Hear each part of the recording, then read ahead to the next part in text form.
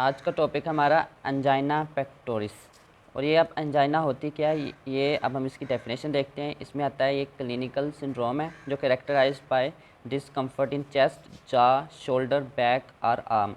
ये एक ऐसी बीमारी है, एक ऐसी डिजीज़ है, ये इन सब जो सिम्टम्स है इनका मजमूआ है, इनके कलेक्शन है। इसमें जो हमारी चेस्ट है उसमें डिस्कम्फर्ट होती है, उसमें पेन होता है। उसके साथ ही हमारा जो लेफ़्ट लोअर जा है और शोल्डर है और बैक और आर्म, इसके साथ इसमें भी हमें जब पेन हो तब हम उसे कहते हैं अंजाइना।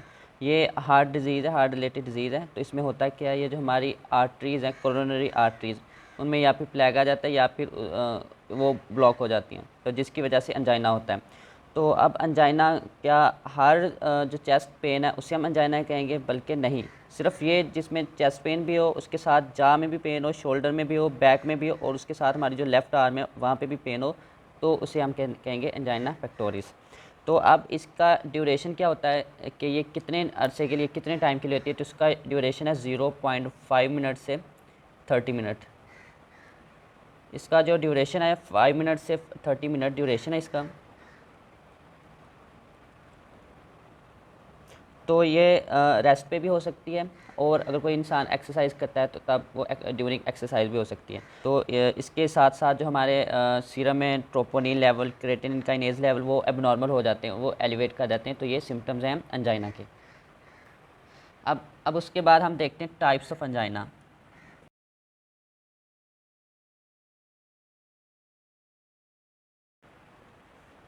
तो अब हम जब टाइप्स ऑफ अंजाइना देखें तो इसमें बेसिकली हमारे पास 3 टाइप्स आती हैं। फर्स्ट वन है स्टेबल अंजाइना, सेकंड है अनस्टेबल, और थर्ड है प्रिंजमेटल अंजाइना।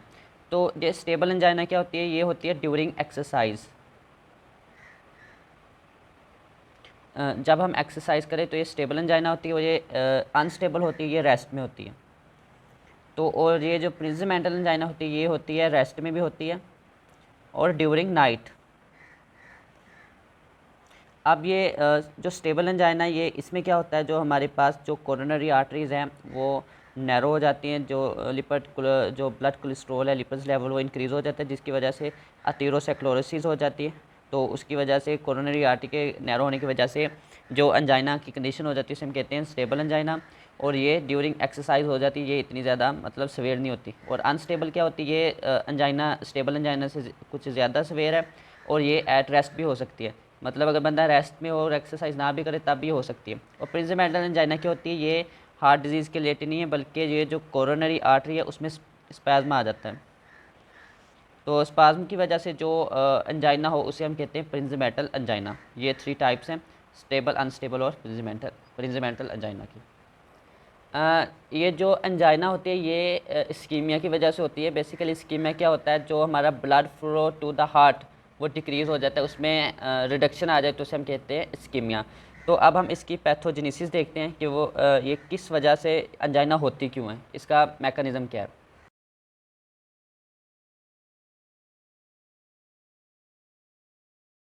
जब हम पैथोजेनेसिस देखें तो इसमें हमारे पास 2 कंडीशंस आती हैं। फर्स्ट वन है एक ऑक्सीजन सप्लाई डिक्रीज़, कि हमारे पास जो ऑक्सीजन की सप्लाई है वो हार्ट में डिक्रीज़ हो जाती है। दूसरा है ऑक्सीजन डिमांड इंक्रीज़।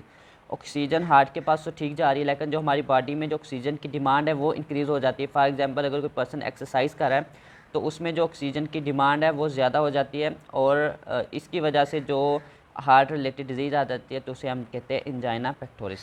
तो अब हम देखते हैं ग्रेडिंग ऑफ अंजाइना पेक्टोरिस।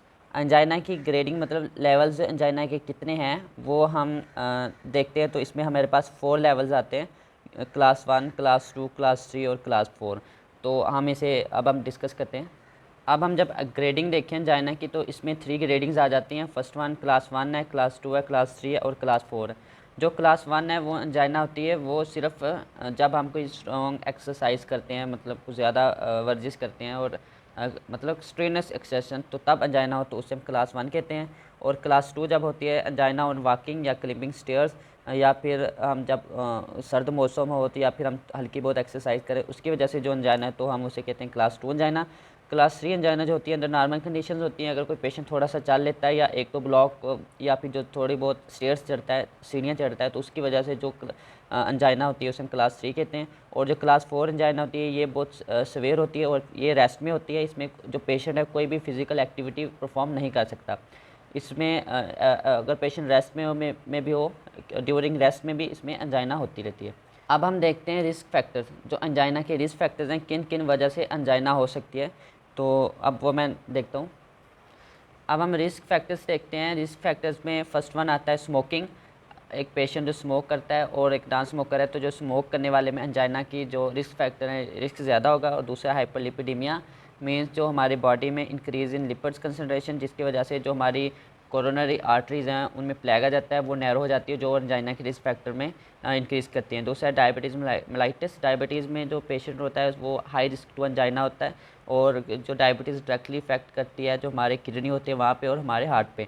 और उसके बाद है ओबेसिटी। जो ओबीज पेशेंट होते हैं उनमें जो हमारे जो लिपिड्स कंसनट्रेशन होती है वो इंक्रीज़ हो जाती है, रिपोर्ट टिश्यू इंक्रीज़ हो जाते हैं, जिसकी वजह से जो हमारी जो ब्लड वेसल्स हैं वो स्टिफ हो जाती हैं और नैरो हो जाती हैं, जो काज कर सकती हैं एंजाइना का। और फिज़िकल इनएक्टिविटी मतलब कोई एक्टिविटी नहीं है, नो एक्सरसाइज, और एक्सरसाइज ना होने की वजह से जो पेशेंट है वो हाई रिस्क हो जाता है हार्ट डिजीज़ के, और उसमें भी जो एंजाइना के चांसेस ज़्यादा होते हैं।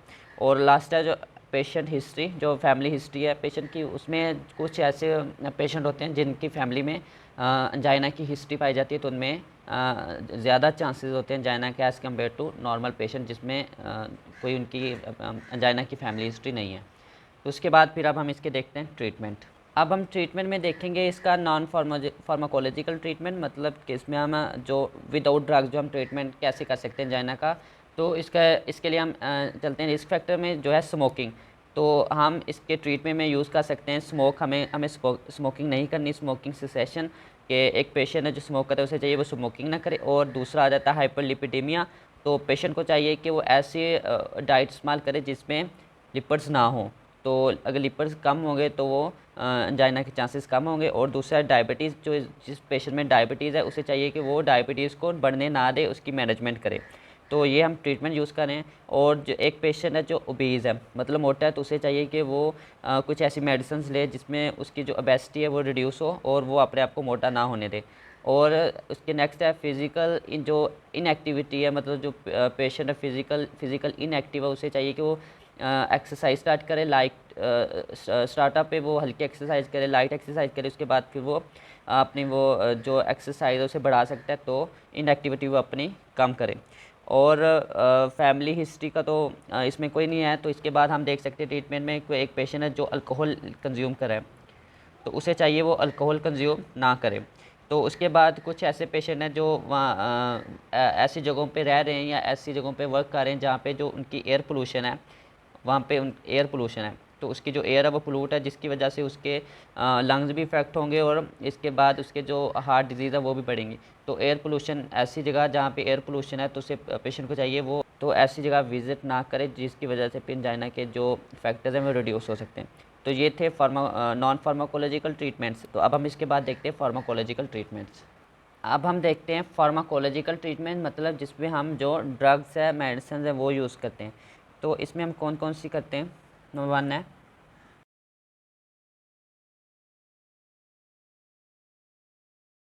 तो अब हम फार्माकोलॉजिकल ट्रीटमेंट देखते हैं। इसमें फर्स्ट वन है एंटीप्लेटलेट्स। जो एंटीप्लेटलेट थेरापी के ऐसी थेरापी है कि जिसमें हम जो हमारे प्लेटलेट्स हैं जो हमारी बॉडी में नेचुरली पाए जाते हैं वो कुछ ऐसा होता है कि जो हमारी कोरोनरी आर्टरी वहाँ पे जाके प्लेग फॉर्मेशन कर देते हैं, जिसकी वजह से थ्रोम्बस बन जाता है और वो काज करता है एंजाइना। तो हम एंटीप्लेटलेट थेरापी देते हैं जो उस थ्रोम्बस को रिड्यूस करती है, उसे वहाँ से रिमूव करती है। तो एंजाइना का जो हम इसे एंजाइना ट्रीट कर सकते हैं। तो उसके बाद है अर्ब्स थेरापी। ये है एंजियोटेंसिन रिसेप्टर ब्लॉकर। इसमें हम एंजियोटेंसिन रिसेप्टर ब्लॉकर ड्रग्स देते हैं।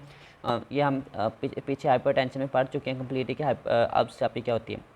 उसके बाद है बीटा ब्लॉकर। ये फर्स्ट लाइन ट्रीटमेंट है एंजाइना में। बीटा ब्लॉकर क्या होते हैं, ये डायरेक्टली हार्ट पे जाके इफेक्ट करते हैं और इसकी जो हार्ट की कॉन्ट्रैक्टिलिटी है वो रिड्यूस करते हैं। और जब भी कोई एक पेशेंट डायग्नोज होता है एंजाइना का, तो उसमें हम जो फर्स्ट लाइन थेरापी देते हैं वो बीटा ब्लॉकर की देते हैं। उसके बाद फिर ये नाइट्रेट्स हैं। नाइट्रेट्स क्या करते हैं, ये वैज़ोडाइलेटर हैं। जब भी कोई पेशेंट आता है तो उसे नाइट्रेट्स और बीटा ब्लॉकर इकट्ठे देते हैं। ये फर्स्ट लाइन ट्रीटमेंट में आते हैं, ये दोनों फर्स्ट लाइन ट्रीटमेंट में आते हैं ये दोनों। तो उसके बाद है कैल्शियम चैनल ब्लॉकर्स। ये जो हमारे हार्ट में कैल्शियम चैनल्स होते हैं, ये कैल्शियम चैनल ब्लॉकर उन कैल्शियम चैनल्स को ब्लॉक कर देते हैं, जिसकी वजह से जो हमारी हार्ट की कॉन्ट्रैक्टिलिटी है वो रिड्यूस हो जाती है और हमारी हार्ट पे जो वर्कलोड है वो कम हो जाता है और इससे हम जो अंजाइना है उसको ट्रीट करने में मदद देते हैं। अब हम इसमें थोड़ा सा डिस्कस करते हैं नाइट्रेट्स क्या होते हैं, क्योंकि हमने नाइट्रेट्स का बहुत ज़्यादा पढ़ा है, तो इसमें देखते हैं नाइट्रेट्स क्या होते हैं। अब हम नाइट्रेट्स देखते हैं। नाइट्रेट्स क्या, ये इनिशियल थेरापी है अगर बीटा ब्लॉकर कॉन्ट्रा इंडिकेटेड हो। अगर पहले तो हमने यहाँ डिस्कस किया कि जो बीटा ब्लॉकर है फर्स्ट लाइन ट्रीटमेंट है इन एंजाइना में, लेकिन अगर हम बीटा ब्लॉकर यूज़ नहीं कर पाते, वो कॉन्ट्रा इंडिकेटेड है पेशेंट में, कि जिसकी वजह बीटा ब्लॉकर यूज़ करने से उसमें कोई और डिजीज़ आ सकती है, तो उसमें हम फिर नाइट्रेट्स देते हैं। नाइट्रेट्स क्या होते हैं, ये पहले बताया कि ये वैज़ोडाइलेटर हैं। तो अगर एक सवेयर केस आ जाता है एंजाइना का और उस पेशेंट में बीटा ब्लॉकर कॉन्ट्रा इंडिकेटेड नहीं है, तो हम उसमें लॉन्ग एक्टिंग नाइट्रेट्स देते हैं, प्लस उसके साथ बीटा ब्लॉकर्स भी दे देते हैं। ये फर्स्ट लाइन ट्रीटमेंट है उसके लिए और ये बेस्ट कम्बिनेशन है।